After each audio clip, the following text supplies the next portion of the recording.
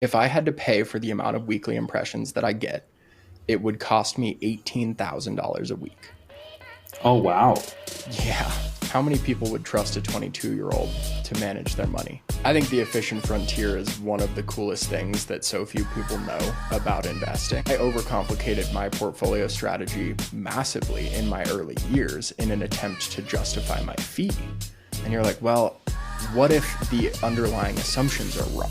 If you follow those rules, financial independence will be an inevitability for you. I think that's the most beautiful piece of science ever because it makes you money. And it's like 1% of advisors who are doing that. It is a Right. crazy competitive advantage.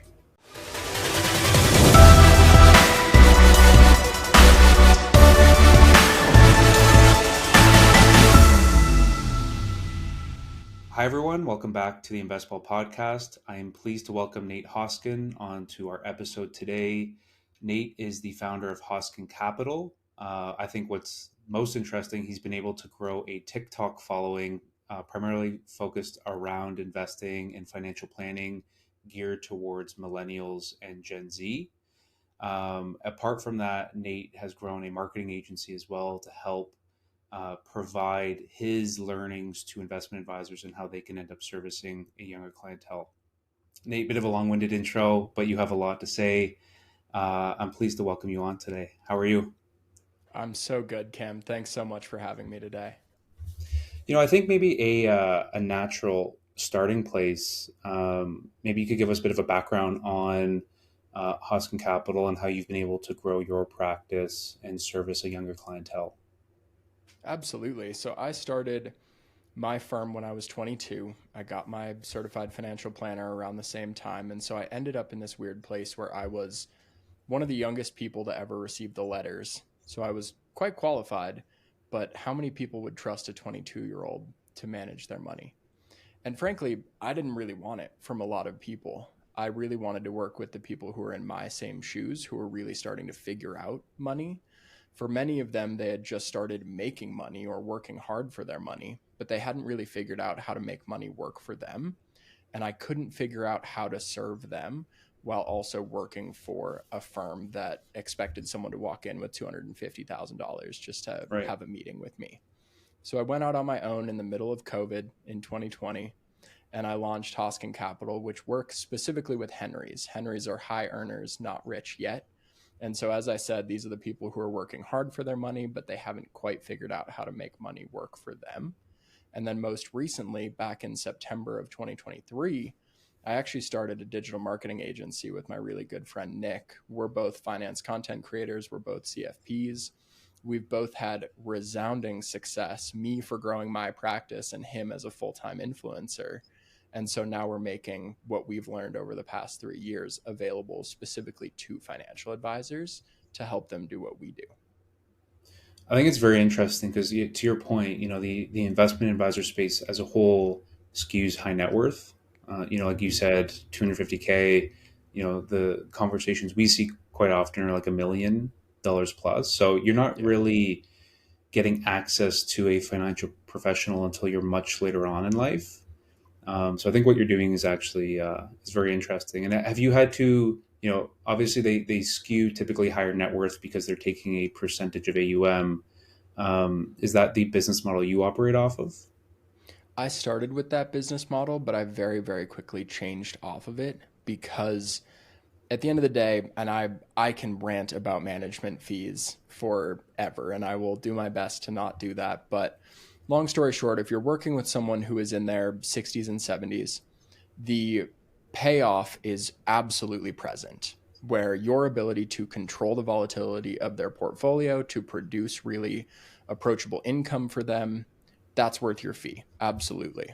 For someone who's in their 20s and 30s, they are most likely best situated in a very passive investment. That might be in individual stocks, that might be in a more theory optimal strategy like we're going to talk about today, Yeah. or it might be in an index fund. But regardless, you're not going to add a whole bunch of value by managing their money slightly better. And the chances of you outperforming the indexes are very, very slim. And so instead, I focus on the financial planning. How can I coach them and teach them about money? And how can I give them the roadmap that until they really need an investment manager to keep their money solid? Okay, very interesting. So it's primarily focused in on the planning space. Do you help as well on the investment management space? I do. So yeah, I manage money for clients. I charge just a baseline annual fee for that service, regardless of how much they manage. And yeah, we take a very passive, simple approach, but we also really like to focus on what I would consider to be the most important parts of investment management, being volatility management as well as asset allocation, rather than focusing on market timing or anything of that sort. Yeah, I think that's a the area that you and I, when we first got connected, really aligned on was the quantitative approach. Like my background's as a quant. I know you did. I think was it your first job out of school? It was primarily in that space as well. Yeah, so my first job out of school and my whole college career, I was data science and finance and quantitative analytics. Yeah, and like I remember sitting on the trading floor of my first job, and like you're in the information flow. Like you can't day trade there. They put restrictions in place, but a lot of it was what's the hottest stock, and it didn't take me until I left to focus a little bit more on like a holistic wealth strategy, on like to your point, like more index investing, where it's like I will put 80% of my portfolio into index fund or a few index funds, and that 20% is kind of my fund basket, Mhm. but thinking more of it in terms of like asset allocation and like portfolio optimization rather than betting on single stocks. Right. And I actually had a very similar experience because I was at a shop where the goal was very much to day trade. Even if that wasn't what we really should have been doing to actually hit our strategy goals, that was just how it went in practice.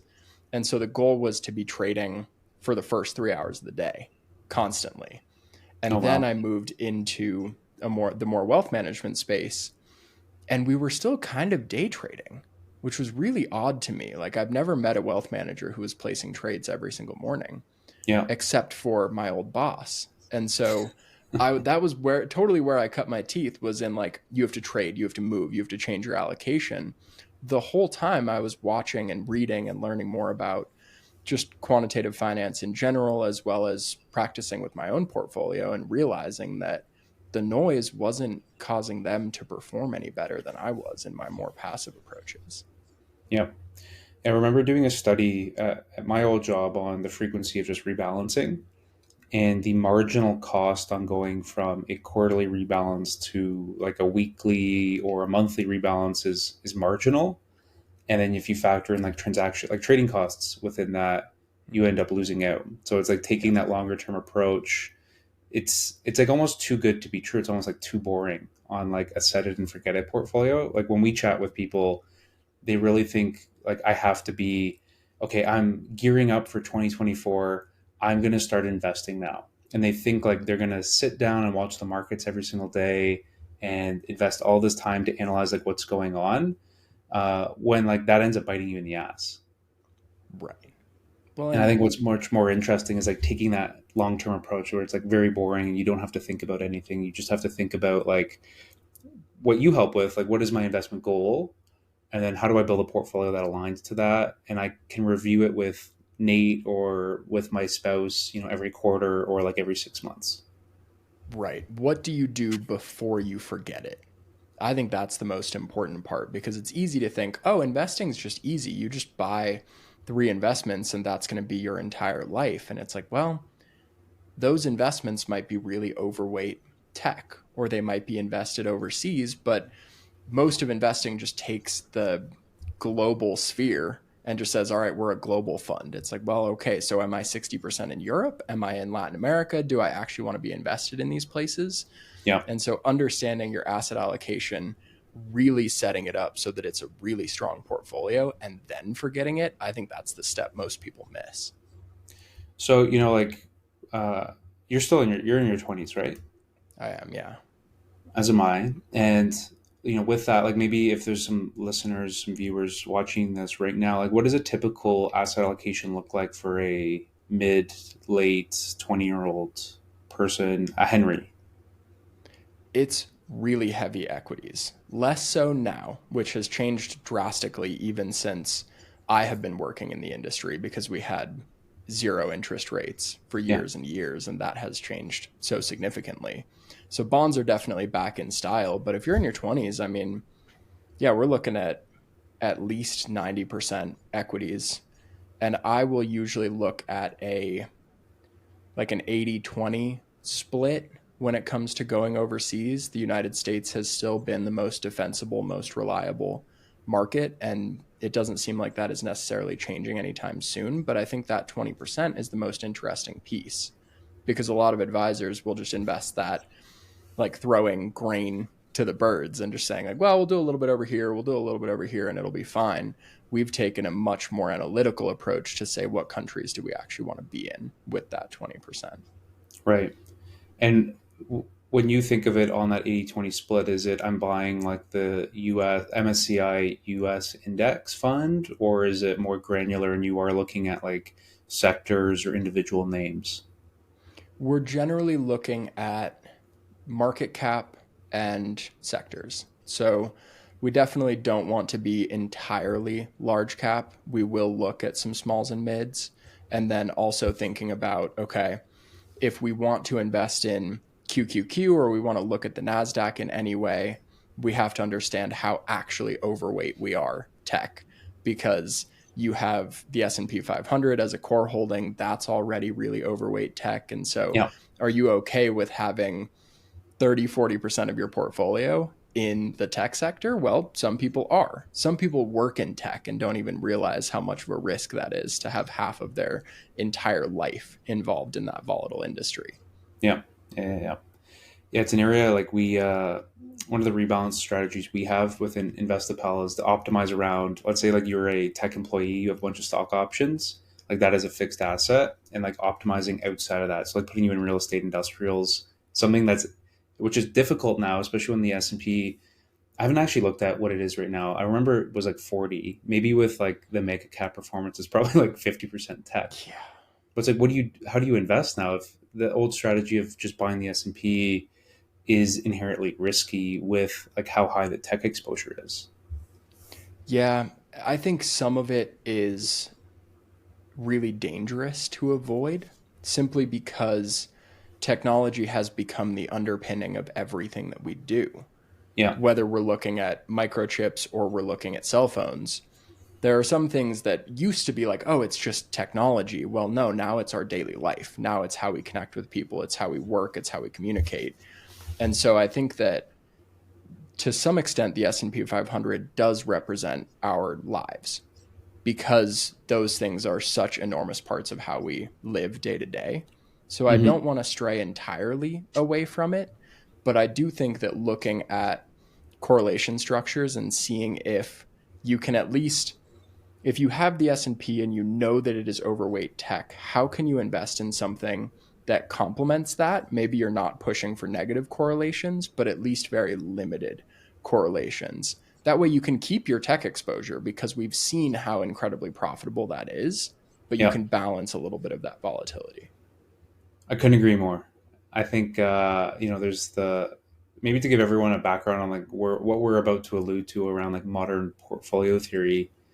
Um, modern portfolio theory is essentially you have like a risk return chart, and you could take 10,000, 100,000 permutations of a portfolio of like whatever holdings you have. It ends up like plotting this chart, this frontier, the inefficient frontier, along that risk return curve, and you can end up optimizing a portfolio in aggregate, to minimize the volatility, to maximize your Sharpe ratio, to hit a targeted risk level or targeted return level, um, that is optimal. So like rather than thinking of low volatility investing, it was an area like I used to focus in on a lot on the quant side on, should we be buying low volatility stocks?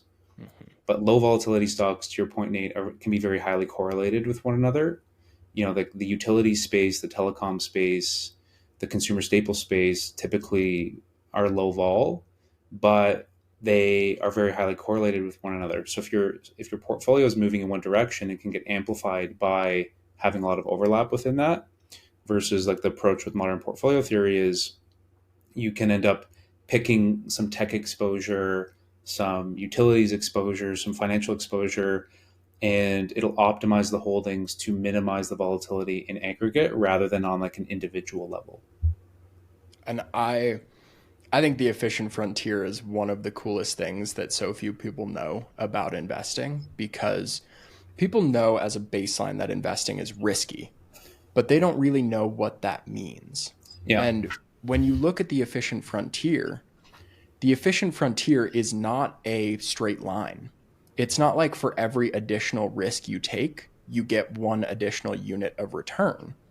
And so if it were that way, you would just take as much risk as you possibly could, because why Yeah. not? You have a very solid understanding that you're going to get higher returns, but you don't actually get compensated for every unit of risk. And so that's the game, is saying, well, I want to be in the tech world and I want to be in that sector, but I don't get compensated for just being invested in Apple. There are risks in there that I just don't get paid for. Yeah. And I can get rid of those risks by keeping Apple in a diversified portfolio. So then I'm only taking the risks that I get paid for. I think that's the most beautiful piece of science ever, because it makes you money. I we're starting to go down the pathway here on adding a bit more like personalization flavor into things. Where have you ever looked into like the Black Letterman portfolios? It rings a bell, but I'm not sure. It's essentially like an extrapolation on top of it that takes your views into consideration. So you can, let's say you're looking to do a rebal, and instead of just doing like a minimum volatility rebal, it can ask you like, what is your view on the markets right now? What is your view on individual sectors? So then you can it'll take that into consideration when building out your portfolio. So instead of just picking something on the minimus of that curve or the maximus, it can end up aligning better to your unique considerations. So that curve might be fixed for for like a random mix of individual holdings, but then you can start adding in constraints. Like, no, this guy really likes tech stocks. So like, let's change where that curve is. Is it to the left? Is it to the right in terms of like risk return? And then it optimizes the holdings based off of your own interests and your own market views. If they're right or they're wrong doesn't really matter, but just like taking more of that personalized approach to things. That is fantastic, because I think that's the thing that gets missed with sort of modern portfolio theory or theory optimal investing, is that it's there is just only one answer. And you're like, well, what if the underlying assumptions are wrong? And so if you can Yeah. change those assumptions and say, well, actually, no, we expect this sector to go down, or we feel bad about this part of the market, or we just feel bad about the market in general, that's totally going to change how you invest. And letting the mathematics back that up, that seems like a great way to run a portfolio all around. Yeah. It's like, what I find very interesting, like, and like the thing that we're trying to work on the most with InvestPal is, like had to learn how to code to like do this type of stuff. Yeah. And I had to read textbooks. Like you probably had to read textbooks on all of this. Like I studied the CFA. Like I had to get a lot more in the weeds to figure all this out, and it became kind of out of reach for a generalist investor. And like when you're a generalist investor, you think more of like, I need to own this stock. I need to own Nvidia. But asset allocation is the driving force behind investment returns. I forget the stat. I think it's like 85% Yeah. of, like, correct me if I'm wrong, but like 85% of portfolio returns are explained by asset allocation, not by picking stocks. Right. Because over the long run, it doesn't really matter if you pick Nvidia, AMD, Intel, a rising tide lifts all boats. So if you think of it more to your point on like how you structure your portfolio on the asset allocation piece, that ends up rewarding you in the long run rather than trying to bet consistently on picking that winning stock. Which is why the indexes have done so unbelievably well.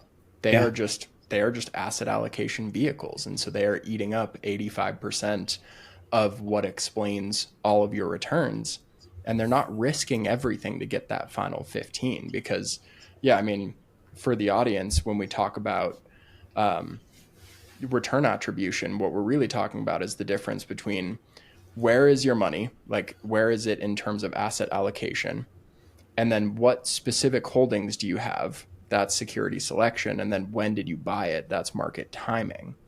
And so market timing and security selection actually don't make much of a difference at all.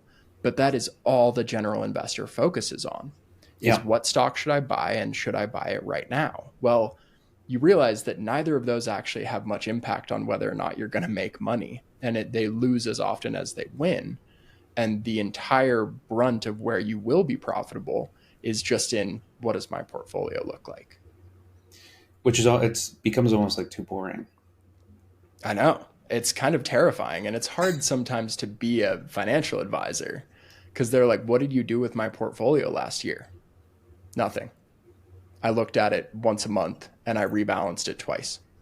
I Yeah. did not change your holdings. I did not make any big trades.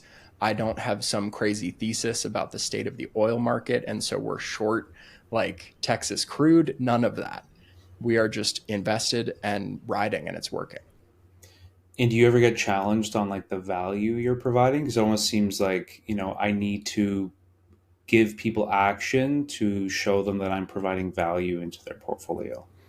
Absolutely. And I overcomplicated my portfolio strategy massively in my early years in an attempt to justify my fee. And I underperformed as a result. So not only did I fail to justify my management fee, but I actually did worse for my clients because I was staring at it too much, trying to prove that I was adding value to them.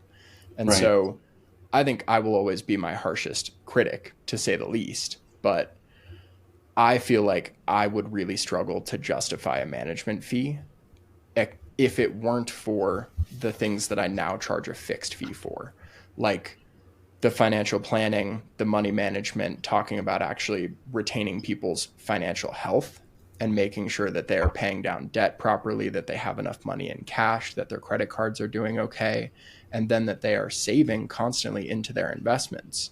The logistics there, that's where I add a lot of value. When it comes to the investment management, my goal is really to add value by keeping them on the boat when things get Right. scary. Right. Right. Right. Making them building a plan, making sure they stick to it. Exactly. Holding them accountable.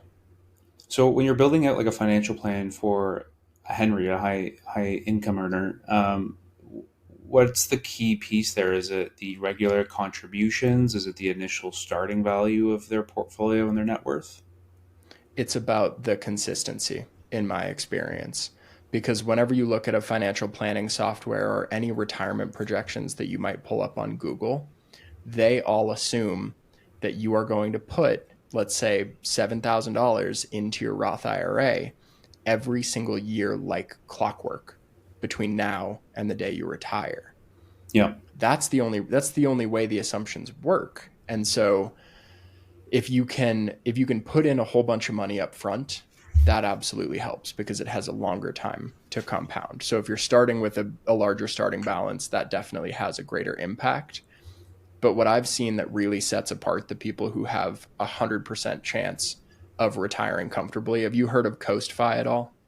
No, I haven't. CoastFi, Coast Financial Independence, is essentially you have set enough money aside and you have a reasonable savings goal month by month. And as long as you hit that savings goal, it is essentially inevitable that you will retire early. Is that different than like fire?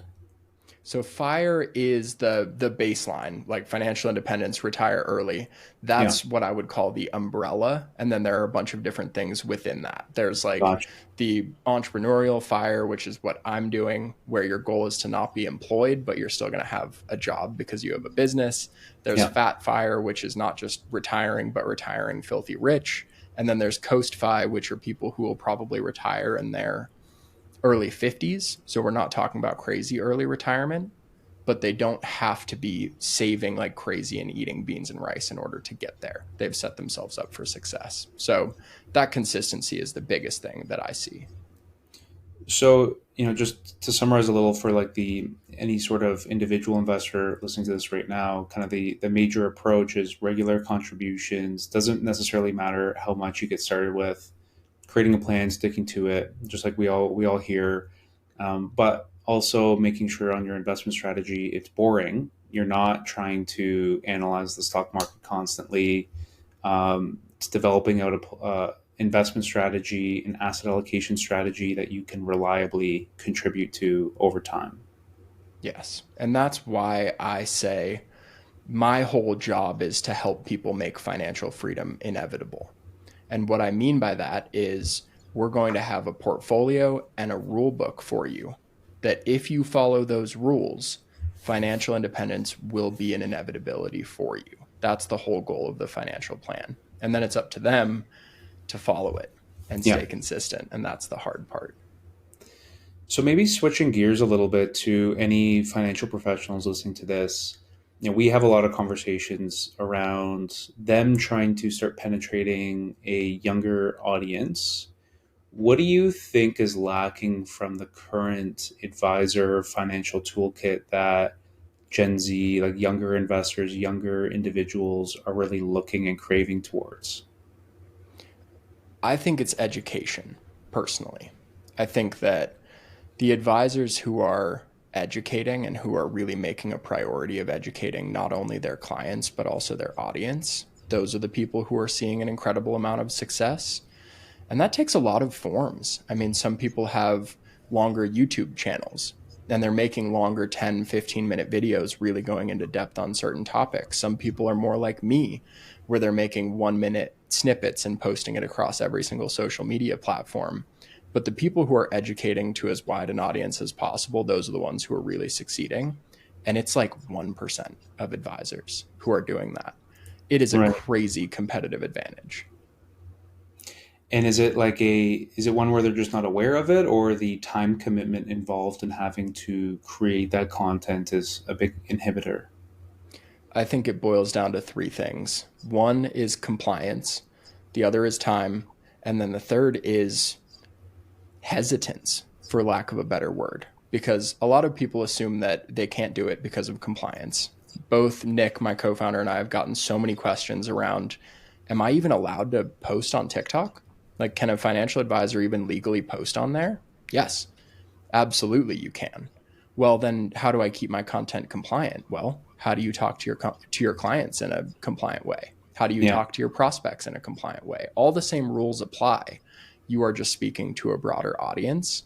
And with the time, I think people look at me, and I might be muddying this a little bit because I post a video a day, and they're like, I would never be able to do that. I would never be able to make that happen. And you don't have to. 2 videos a week, 3 videos a week, like that is a fantastic place to go. And when they're a minute long, I mean, I do a video a day and I still only spend 2, 3 hours a week on it. Oh wow. And Okay. I actually just did this math because I was curious. But if I had to pay for the impressions that I got on social media every single week through paid ads, so let's say like Instagram ads or something like that, if I had to pay for the amount of weekly impressions that I get, it would cost me $18,000 a week. Oh wow. Yeah. Just based Huh. on the Instagram ads that I've run and the Facebook ads that I've run, the cost per mil, the cost per thousand impressions, if you take that and you multiply it by my weekly impressions, they would have charged me 18 grand to give me that traffic. That's crazy. So yeah, you gave up more time up front to build up that content calendar and everything rather than investing it directly into paid ads and kind of skipping the line. But now it's paying dividends for you. Like I'm sure if you stop making content today, you'd still have an inflow of customers, clients into you based off of everything you already have on TikTok. Absolutely. And it's a snowball where every single week, even if my weekly impressions don't change very much and my followership doesn't change very much, I am getting more scheduled meetings every single week because they are now coming in from a more like just a more in-depth base of content. Every single one has the opportunity to convert. And now that I'm at 785 some odd videos, that's a lot of opportunities for someone to get interested in what I do. Yeah, absolutely. Huh, very impressive stuff. Thank you. So Nate, maybe we'll park it there. If anyone's interested, let's say any retail investor interested in checking out your content, where can they find you? The best place is on my TikTok at Nate Hoskin. That one gets everything. I put some things on LinkedIn, I put some things on Instagram, but TikTok is the depository for every single thing that I make. That's the best way to go. And then if you want to learn more about what I do or actually get in touch with and have a conversation with me, my website, hoskincapital.com, is the best place. And then any investment advisors checking this out who want to develop out a marketing strategy, I know you have you and your co-founder have a agency around that. So if you want to do a little bit of a plug, how can they find you? Yeah, so N2 Content Marketing, because it's Nick and Nate. And Nick Meyer is my co founder. He is Nick Talks Money on all the socials to check him out. And then together at n2contentmarketing.com, that's the best way to learn about what we do. We also post a lot of our progress, our business, that sort of thing on LinkedIn. And so you can find me, Nate Hoskin, CFP, or you can find Nick Meyer, CFP on LinkedIn and just shoot us a DM. Okay, amazing. Nate, I think it was very interesting getting to talk a bit more nerdy on portfolio theory, thinking about asset allocation a bit more than stock selection. Would love to have you back on the show in the future. I'm looking forward to it, Cam. Thanks so much for having me. Thanks, Nate.